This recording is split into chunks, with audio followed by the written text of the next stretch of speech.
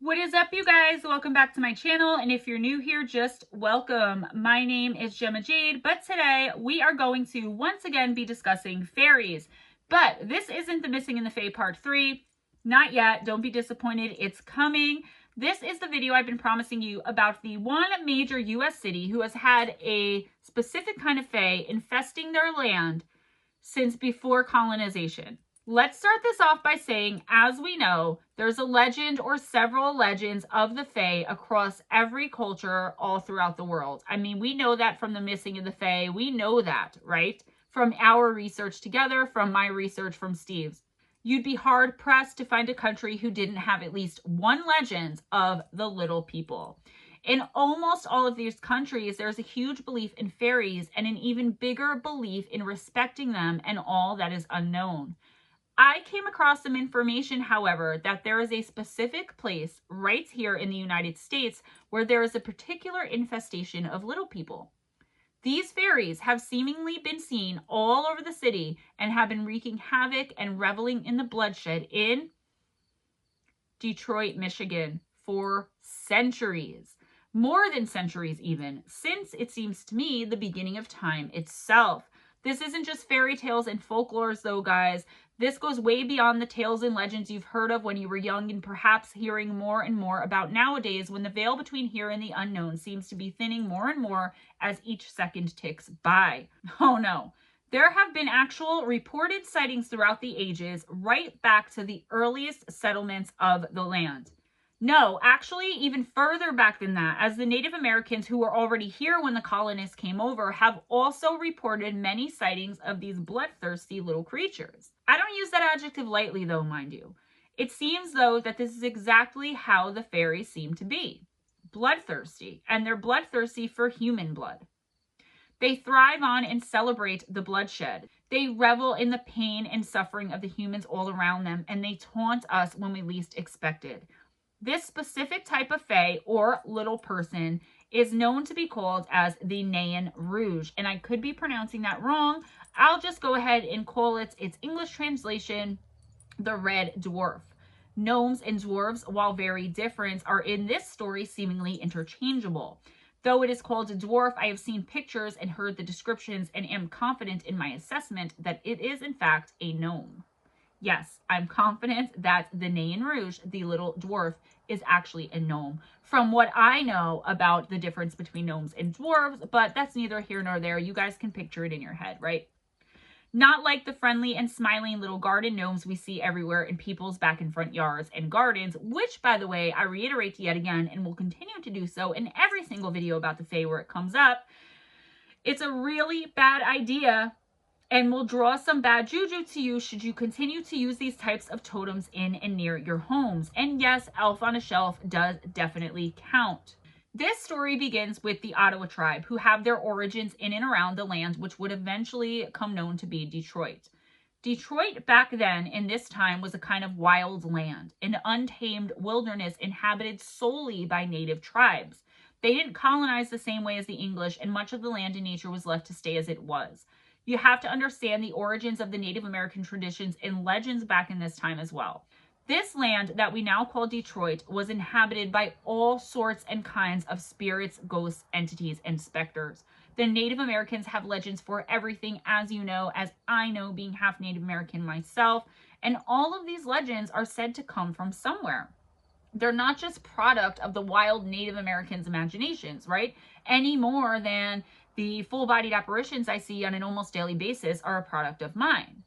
They didn't make these tales up either to scare their children into staying close or listening to their parents, even though it did help. There were many lessons to be learned from these stories, yes, but they came from somewhere very true. They came from the actual sightings of and dealings with the entities. The red dwarves are powerful nature spirits who are said to protect the lands they inhabit very, very fiercely. They can be either mischievous or downright evil when it comes to humans, and which sort you encounter is really pure luck, as it depends on the particular dwarf you run into on your unlucky travels through this land. Through any land, really, because they're not just in Detroit, they're all over the world, but there just seems to be like a centralized colony of them here for whatever reason. I say unlucky because it's never a good thing when you encounter a fairy that could be extremely evil and have a deep and ingrained hatred of our race. They're known to be more bloodthirsty than most of their brethren, too. Once the Europeans settled the colonies, the images of these fays started to shift a little bit. They were no longer seen as only mischievous little creatures that flitted about in the woods and forests. Oh no. Now they were actually being seen in the more urban and even sometimes suburban areas. Their true nature was quickly being revealed. They were described as, quote, small, child, humanoid creatures with yellowish green fanged teeth, red old man faces, and glowing red eyes, end of quote. Their clothes were raggedy and dirty. Pointed hats, fur boots, and red rags were the norm to see them in. Sometimes, though, they don't bother with clothes at all, and they're seen completely naked, covered in a maddish, reddish-brown fur-like hair all over their body. Think Sasquatch, but on a much smaller scale. Once again, I reiterate, as I always do, that some of you may think all of this is simply the stuff of myths and legends. But let me assure you, if you ask anyone who has seen one of these creatures, or anyone who knows anyone who has seen one of these creatures, they will definitely beg to differ. It's a terrifying ordeal. Their hatred of humans just oozes and seeps out of them, seeming to come from their pores or something. They were first seen by the native tribes of the area, as mentioned before. One of the earliest reports is from 1701. And mind you, this is one of the earliest reports ever, like, recorded, written. Do you know what I mean? Like, ever written down. Because there were reports going through the native tribes for centuries before this. The sightings and dealings with them have been going on for as long as time, and almost seems like it started happening, these sightings, when the earth itself formed the Motor City. So, in 1701, the founder of Detroit, whose name was Antoine de la Mothe Cadillac, and I think I pronounced that wrong too, it's the Jersey tongue, I don't know what to tell you, was having a ball. Literally, on March 10th of that year, he was throwing one of those fancy schmancy ball parties that rich people always had back then. As Antoine and his wife were greeting guests, they noticed someone who really didn't belong in their huge, glorious mansion. It was a fortune teller who had a black cat sitting right on her left shoulder. I assume, because there were no images of her, that she looked like one of those old hag ladies, crooked nose, glass eye, big old wart right there, and weird purpley looking mouth, green teeth, you know the image I'm thinking of here. But there was no description of her or picture other than a fortune teller with a cat on her shoulder, and that's a direct quote. For whatever reason, Mr. Cadillac decided to go ahead and let this old woman read his palm.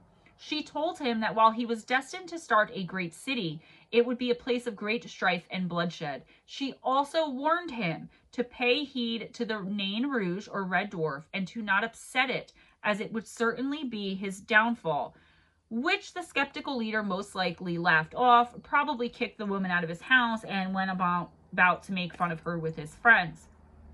So, once the city was finally founded, Antoine and his wife went out for a stroll through the colony.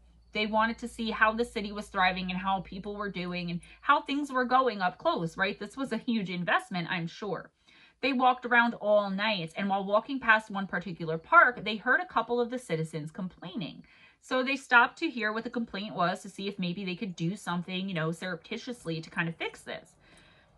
One of them said he had seen one of the tiny red dwarves, and he believed it was a sure sign of terrible things to come for the city and perhaps for the people in it.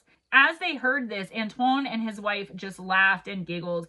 They were amused, This amusement wouldn't last long, though, because within a week, while out on one of their nightly strolls, it had become a routine. They loved taking in the air, I guess. Antoine and his wife reported that they had seen a deformed, quote, dwarf-like creature, end of quote, covered in blackish red fur with beady, fierce red eyes. It came out of nowhere and kind of stumbled into their view. They said it had crooked and horrendous-looking teeth. He allegedly bashed it over the head with a cane and told it to go away, but it laughed at him, kind of wiped its blood and looked at it, and then kind of scampered off, all the while still laughing at him. So the being hit over the head with a cane had no effect on this thing. After this, Antoine was supposedly beset by a myriad of misfortune, eventually dying alone and penniless. But was this a result of a cocky and narcissistic man who refused to respect the things he didn't understand, or was it because of the magic of the Red Dwarf? Around the same time as Cadillac lost everything, the same little beast, or at least it was assumed to be the same one. I don't know if it was. I mean, for me, it had to have been. I don't know if it's It's just confusing, guys. Like, is this the same specific dwarf or is it like a whole species? I think it's more likely it's a whole species and they pretty much look the same. So anyway, around this same time, a farmer in the area claimed he saw the same little creature on top of his barn trying to get his horses all riled up in the middle of the night.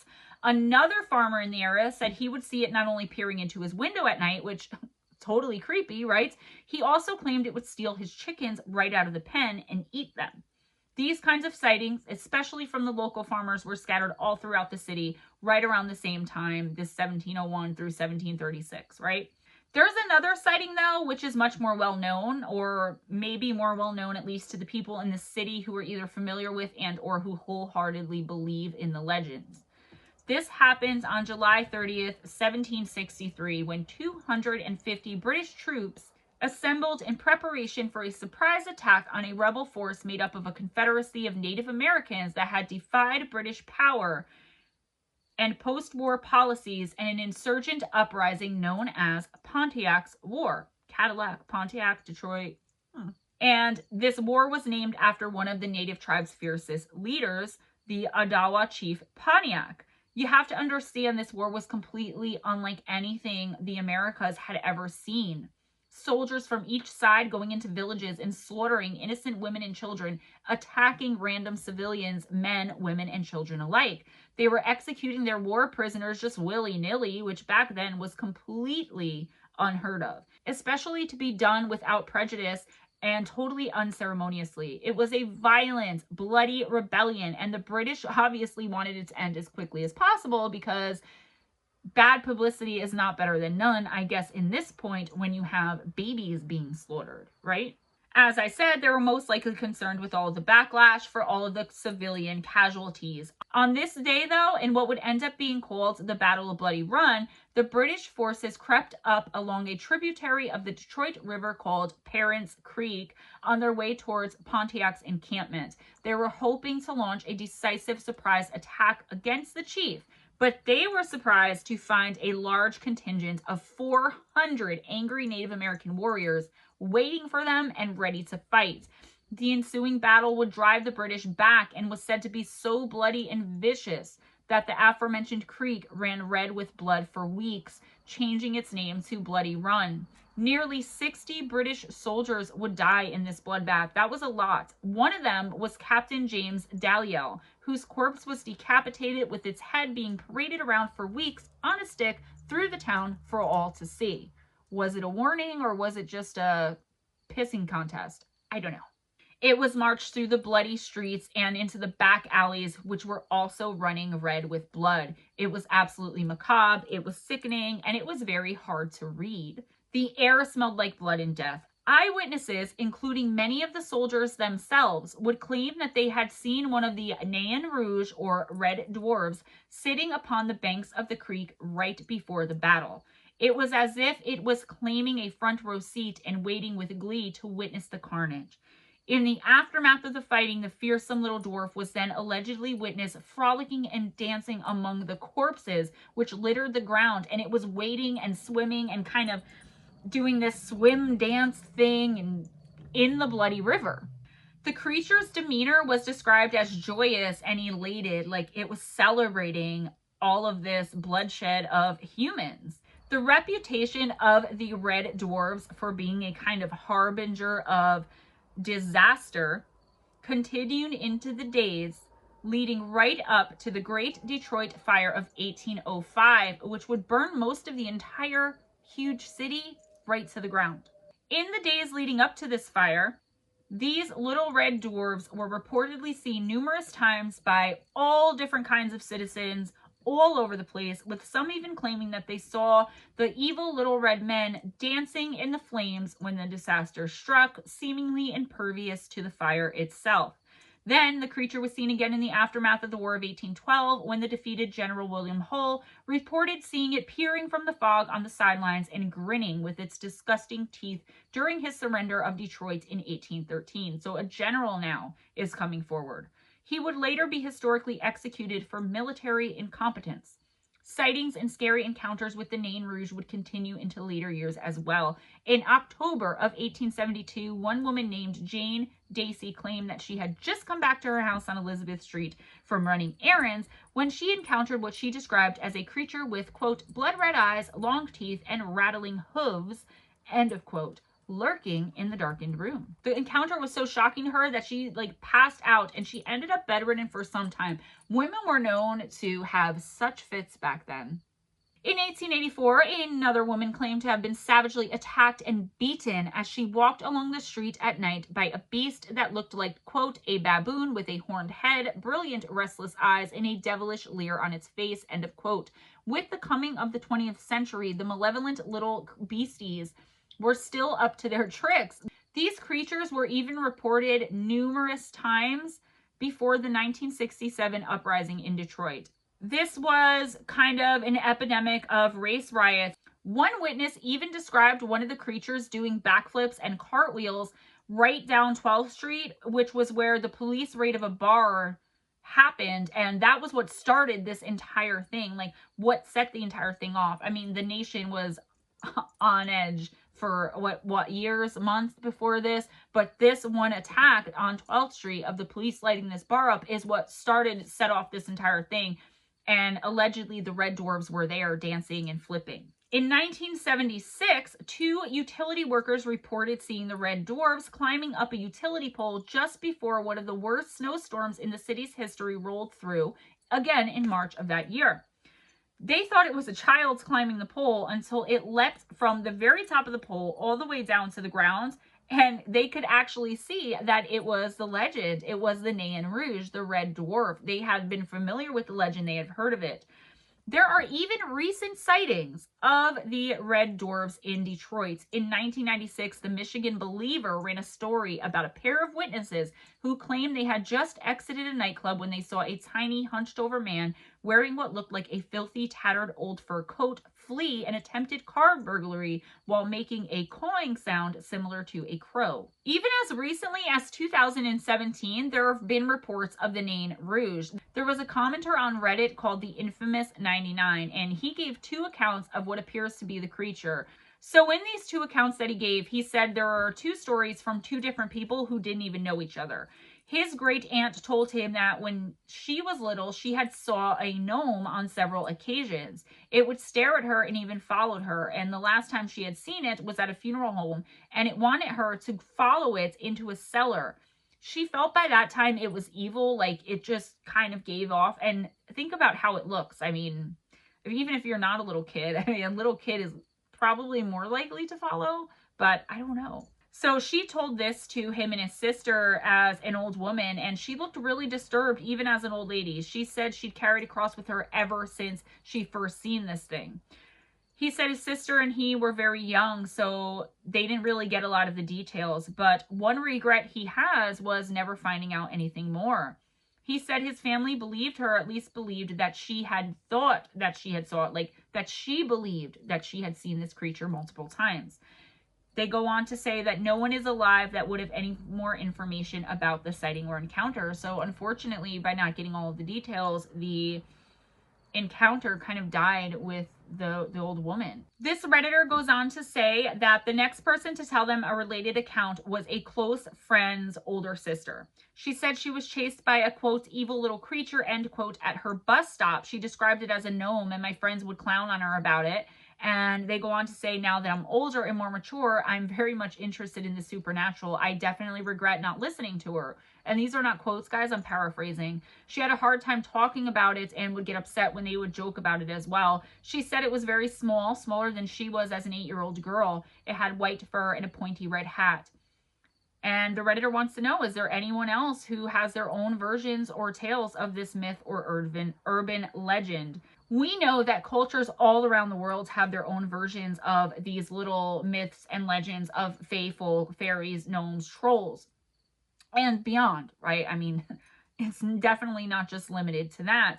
Some people think that the Nain Rouge are actually misunderstood and that they're harbingers of doom, just like the Mothman when it kept appearing all over Virginia where the Point Pleasant Bridge collapsed. I'm not too familiar with the Mothman case, but I know that some people believe that the Nain Rouge is something like this. I do not. I believe they are literally reveling in our pain and suffering in one of the biggest and most crime-ridden cities in the United States. As you guys know, if you've been following my channel or anything I've ever discussed anywhere about the Fae, dwarves are definitely fairy creatures, and I wholeheartedly disagree with the notion that they're similar to the Mothman, like I just said.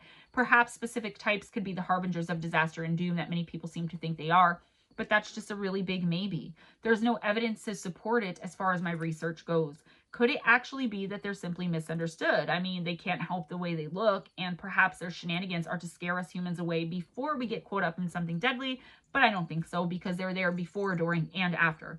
It's not like they're helping us during, like, they're like, hey, get out of here, I'm going to do something scary, and then you come along anyway, and you're like, let me help you. No, they're like constantly celebrating, so I don't think so.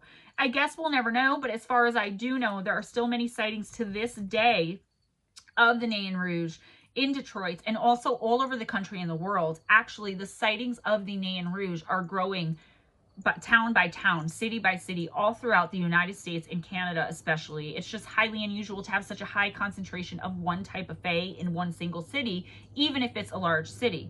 Usually, yes, in the forest they live in, there are places where you can find thousands or more. This requires, usually by accident, crossing over into one of their realms by way of some kind of portal. That's all I have for you today, guys. I really hope you enjoyed this video. So much more content coming up.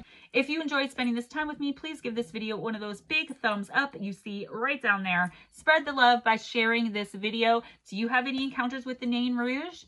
If you have any encounters or experiences with the supernatural and or paranormal, including the Red Dwarves, please email me at GemmaJadeParanormal@gmail.com and let me know, and I will put it in a listener encounters video. I think we're already coming up on number 9. It's crazy. Thank you guys so much. Check out the description box, guys. Don't forget, if you want links for Campfire Stories every Friday night from 7 to whenever p.m. Eastern Time on Missing Persons and Mysteries. It's Stemma in the house with the panel. If you can't catch it live, come catch it afterwards. Sunday nights, we have Fireside Chat from 7 to 8 or 9 p.m. Eastern Time, again on Missing Persons and Mysteries, again with Stemma. And we may have something really cool coming up for Fireside Chat going forward a few weeks. I'm not really sure about the details, but I'll keep you guys posted. As of right now, it's the usual things, stuff, things. A show about nothing, all about Gemma. Gemma's a motor mouth, blah, blah, blah, blah, blah. And Wednesday nights, right here on the Gemma Jade channel, Steve Stockton and I do 1-card oracle readings for everyone in the chat who wants one. We usually start around 7 p.m. Eastern Time. We try to end by 10, but we will go to 11 if you want to come in and get on that list. Also, links to my PayPal, Patreon, and Amazon list, which you guys have been asking for financial or gift donation to the channel. Be kind to each other, guys. It doesn't cost anything, can help you, gain you so much. Kindness is like forgiveness. It's for the person giving it. Be kind to yourselves as well. Always, always, always go in grace. Have your best day. Have your best night. I will see you next time. Bye-bye.